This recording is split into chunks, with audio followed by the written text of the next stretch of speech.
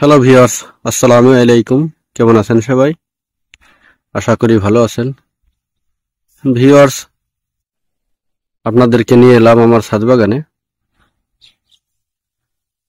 আজ কিছু বিষয় নিয়ে আলোচনা করব। তার ভিতর গুরুত্বপূর্ণ হচ্ছে কখন গাছে মাকড়নাশক প্রয়োগ করবেন এবং কখন গাছে মাকড়নাশক প্রয়োগ করলে ভালো ফলাফল পাবেন এই বিষয়টির উপর। ভিউয়ার্স, স্ক্রিনে যে গাছটি দেখতে পাচ্ছেন এটি হচ্ছে সুইট ম্যান্ডারিন। এটি খুবই সুমিষ্ট, খেতে কিন্তু দারুণ এবং বাংলাদেশের আবহাওয়াতে খুবই ভালো ফলন দিয়ে থাকে। গাছটি আমি সংগ্রহ করেছিলাম সৈয়দপুর জেলার রুহুল আমিন ভাইয়ের বাগান থেকে। একটি কলমের চারা, এই যে এখান থেকে কলম করা। এখান থেকে আমি গ্রাফটিং টেপটি খুলে ছত্রাকনাশক দিয়ে প্রলেপ দিয়ে দিয়েছিলাম।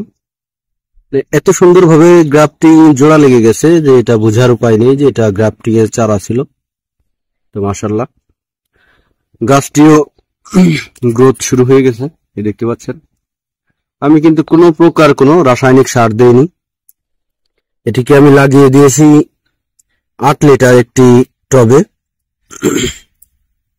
এই টবের নিচে আমি 7 থেকে 8টি হাফ ইঞ্চি করে সিদ্ধ করে দিয়েছি। তারপর 1 ইঞ্চি পরিমাণ মোটা বালি দিয়ে দিয়েছি।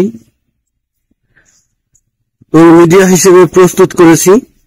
এই দেখতে পাচ্ছেন একদম ঝুরঝুরে পচা গোবর, মোটা বালি, কিছু ধানের চিটা দিয়েছি যেন মাটিটাকে তুলতুলে রাখে, আর হালকা কিছু মাটি দিয়েছি। মাটির পরিমাণ খুবই কম, 50% বালি আছে এবং 50% পচা গোবর আছে, 20% মাটি আছে এবং 30% সেটা হচ্ছে মোটা বালি।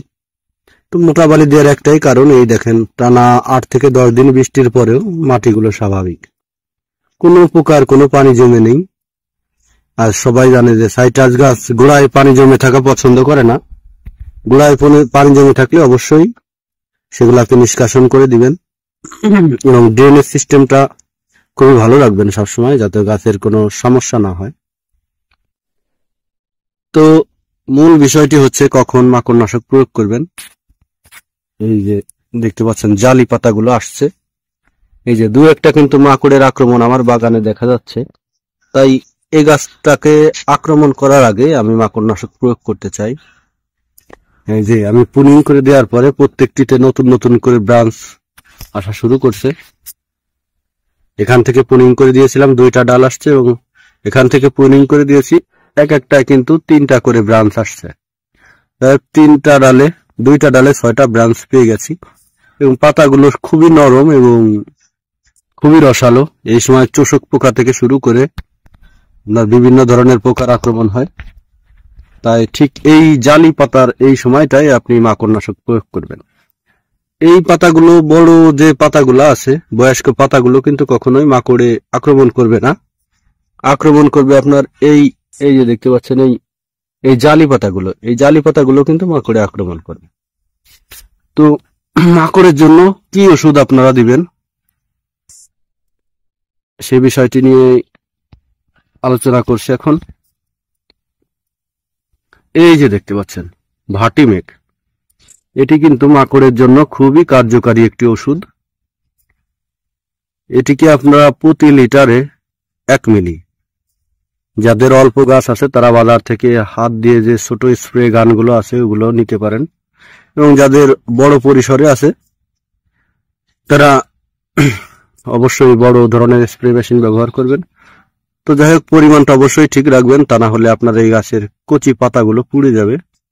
এটি হচ্ছে ভার্টিমেক, সিনজেন্টা কোম্পানির ভার্টিমেক। এটা খুবই ভালো ফলন দিয়ে থাকে। এটি প্রতি লিটারে আপনার 1 মিলি। এটি বাজার যে কোনো ওষুধের দোকানে পেয়ে যাবেন। মূল্য এখানে 100 টাকা দেওয়া আছে, যদি একটু কম রাখা হয়তো 90 টাকা 95 টাকা এরকম রাখতে পারে। এবং এর সাথে যে কাজটি করবেন, যদি মনে হয় যে গাছের পাতা পচে যাচ্ছে অথবা কোনো পাতা হলুদ হয়ে ঝরে যাচ্ছে, তাহলে চিলেটেড আয়রন, জিঙ্ক এগুলো ব্যবহার করতে পারেন। আসলে আপনাকে প্রথমে বুঝতে হবে যে গাছে কি সমস্যা। যদি ছত্রাকের সমস্যা হয়ে থাকে তাহলে এই যে অ্যামিস্টার টপ এটি ব্যবহার করতে পারেন। প্রতি লিটারে 0.5 মিলি, প্রতি লিটারে 0.5 মিলি। এবং ভার্টিমেট ব্যবহার করবেন প্রতি লিটারে 1 মিলি। এটি অবশ্যই কম বেশির ক্ষেত্রে খেয়াল রাখবেন, কারণ অ্যামিস্টার টপ যদি বেশি পরিমাণে দিয়ে থাকেন আপনার গাছের গ্রোথ কিন্তু থামিয়ে দিবে। আর ভার্টিমেট যদি বেশি পরিমাণ দেন সেই ক্ষেত্রে আপনার গাছ কিন্তু জালি পাতাগুলো পুড়ে যাবে, তাই পরিমাণটা অবশ্যই খেয়াল রাখবেন। তো ভিউয়ার্স, আজ এ পর্যন্তই। পরবর্তী ভিডিও নিয়ে আপনাদের কাছে আসবো। পরবর্তী ভিডিও পেতে অবশ্যই চ্যানেলটি সাবস্ক্রাইব করবেন। ধন্যবাদ সবাইকে, ভালো থাকবেন সবাই।